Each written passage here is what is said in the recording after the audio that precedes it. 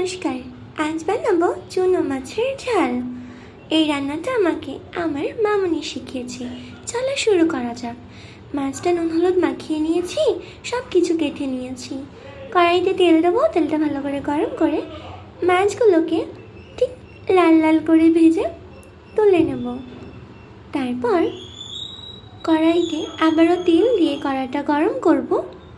কুচি করে রাখা রসুন, পেঁয়াজ, কাঁচা লঙ্কা আর নুন দিয়ে ভালো করে লাল লাল করে ভেজে নেব। তারপর কেটে রাখা টমেটোগুলো ওর মধ্যে দিয়ে হলুদ গুঁড়ো, লঙ্কার গুঁড়ো দিয়ে ভালো করে মশলাটাকে কষিয়ে নেব যতক্ষণ পর্যন্ত মশলা থেকে একটা তেল না বেরোয়। তারপরে ভেজে রাখা মাছগুলো ওর মধ্যে দিয়ে দেব। তারপরে পরিমাণ মতন জল দিয়ে টকবক করে ফুটতে দেবো।